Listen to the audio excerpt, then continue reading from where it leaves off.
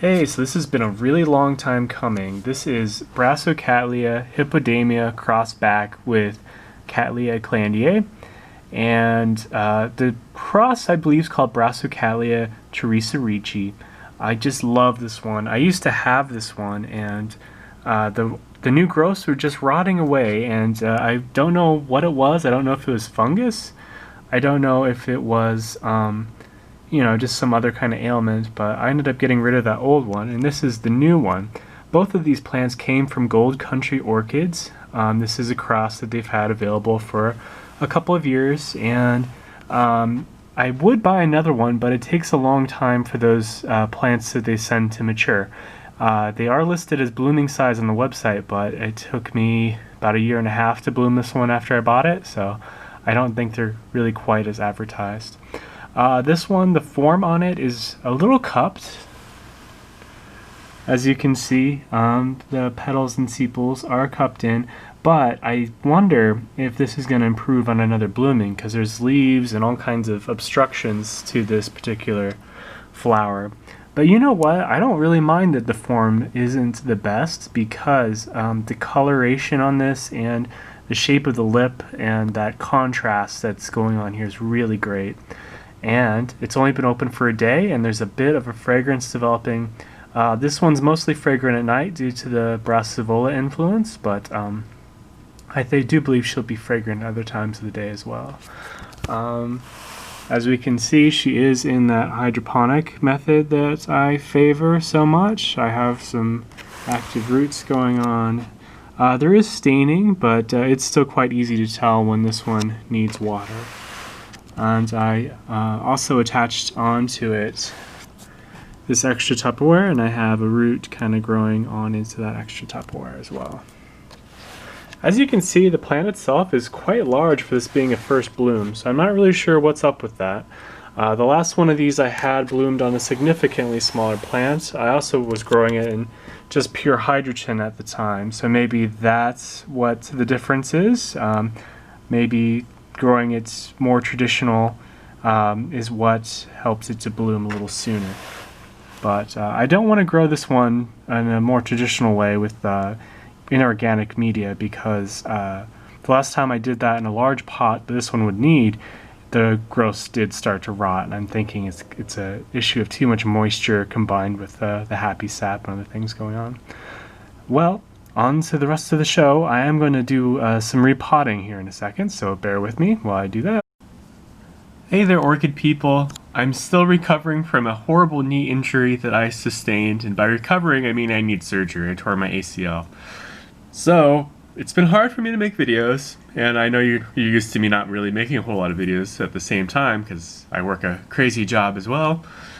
But I do apologize, and I hope that the surgery helps out my knee. But anyways, I just want to give you a quick update on my orchids. I'm not going to talk too much about them because the ones that are blooming, you've seen them a billion times before, and I've talked about them a billion times before. They're all in hydroponics, and I just made a video on how to pot things up that way. So, this is Cattleya walkeriana, semi-alba, Phalaenopsis, oh geez, I can't remember what you are. Phalaenopsis KS Super Zebra. She's got 2 flowers on her. I forgot to mention on the walkeriana, I think she has another spike working on over there, so that's pretty nice. Neostylus lucerneri, bluebird, has 2 spikes, and it's very fragrant, getting towards the evening time. BLC Memoria Anna Balmoris, 5 stars, has 2 flowers open now, and I also have a growth over here, which I'm not going to show you, that has 3 buds, so this one's going to be in bloom for a while. Also super fragrant, and not really one that my wife likes, but I like it. And last but not least, I've got the Rhyncholalia, sorry, it's the Brassolalia. What the heck do you call this thing? It's Rhyncholalia digbyana across the Brassivola nodosa, and it's Jiminy Cricket is the cross. I have 3 buds on her open right now, or 3 blooms I should say. Very fragrant at night, very citrusy, And I have another growth over here, which I probably want to split the leaf. And so this orchid is my Cattleya Mr. Bojangles. It's a Sunset Valley orchid cross. It is a cross between Cattleya landate and Cattleya schilleriana, and it has massively outgrown and outperformed my wildest expectations for it. She's still not blooming size yet, but I think she's just about there. You can kind of see the progression with this one. I've had it for around 2 years, and I think this is the year that she's going to bloom. But she has finally completely walked over the edge of the pot, so it's time to repot her. I've gathered together my materials. I have some Tupperwares. I have a golden microfiber wick. I have a bunch of this heavy floral wire. Not thin, it's very heavy, and it should do the job quite well. And I also have this tray here to catch any debris that falls out. So what I'm going to do is I'm just going to pot this up in just pure wick watering. There's not going to be much media involved in where these roots are growing out. There's just going to be wicks. So I'm going to kind of walk you through this as I do it. And I only have so many hands. This is going to be kind of difficult for me to do it all at once. But the first thing I'm going to do, I'm going to split the pot right in there. See that where there's a natural split where the plant itself broke the pot? Well, I'm going to keep breaking it and free the plant of its confinement. So, step one. Okay, so I've liberated her from the pot, and as you can see, this method of using pumice and just a little bit of sphagnum seems to have worked quite well. I have quite a big root ball. Some of these roots are not alive, but for the most part, it's doing quite well. And I'm now going to pot her up into another pot. So I'm going to choose this one, and hopefully it works out for me. So the next thing I'm going to do, I'm going to start cutting some holes into this, and those holes will have the wicks go up and around the plant, and that's going to be how that works. So one moment while I do that. Okay, so here's what I did. So I took this Tupperware, I chopped some rather large holes on the bottom. I just made 4, and your wicks are going to come up from there, and they're going to go into this pot. So this is the pot that's going to house the actual plant. These holes that I poked on the sides, see this? I did that with these snips. I just kind of poked it in, and these are going to serve as supports for your wire. And the other purpose that this is going to serve is once you put the wire through here, the wire is going to keep this top layer suspended above your reservoir.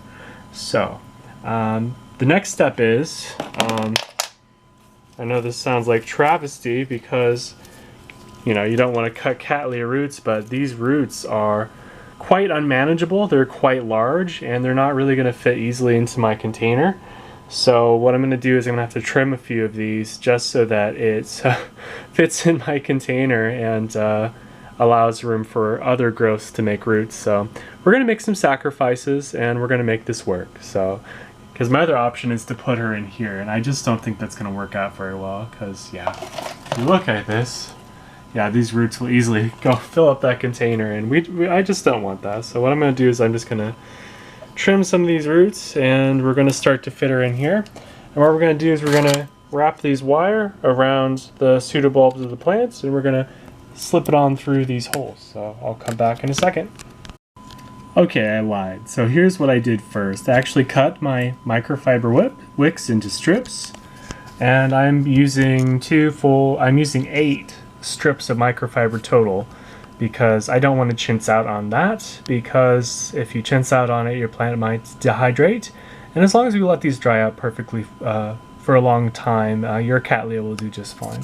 So okay. So now we're actually going to get to the fitting part, and the part I hate doing the most, which is cutting roots. So here we go. Well, here's the roots that I sacrificed to make her fit into this pot. And as you can see, there's quite a bit of room from the edge of the last growth to the end of the pot. Hopefully the growths don't go downwards, because that is something I've noticed that happens sometimes if you pot using this method. And I did use a liberal amount of wicks. That's just because I want to keep her hydrated. And now what I'm going to do is I'm going to start attaching the plant using the wire to the sides of the pot. And once I do that, she'll be stuck in place and I won't be able to move her until I repot her the next time. So, alright, she's secured in there. So as you can see, I put wire through the holes in the pot and then I just wrapped it around the pseudobulbs. And I did this in 3 or 4 spots. Didn't take a whole lot, and now as you can see I can kind of bend it and even turn it upside down. It's not really going to go anywhere, so that's pretty secure in this spot. So now I just need to get these wicks where I want them to go. So in order to do that, I'm going to poke a little hole in the end of it, and I'm going to get some more of that floral wire and I'm going to wrap it around a pseudobulb again so I can kind of position them around the pots where I need them to go. So that's going to be step number whatever the heck we're on right now. So I'll be right back, and once that's done I'll show you the finished product. Okay, so this is kind of where I'm at so far. So I've attached the wicks at various spots throughout the pot. I'm trying to cover as much roots as possible, but I mean you still want to have lots of air gaps and things. You want to have space for the roots to explore and find their way around. So the very last thing I want to do is this is my reservoir. I'm going to cut some holes in the side of the reservoir, so if I fill the reservoir up too much with water, I can just go ahead and dump it out. And you really don't want to fill the reservoir very much with cattleya. Okay, so this is kind of our finished product, and my camera is not focusing. Why aren't you focusing? This is ridiculous. Okay, so it's focusing a bit more now. So as you can see, even though I sacrificed some roots, there's plenty to go around, plenty, and there's wicks all around the pot. Hopefully my roots go down these wicks and into the reservoir and start to take over this bottom layer. See this bottom layer? And then the wires on top, I put them in such a way that it naturally doesn't have the top layer with the plant go completely into that reservoir.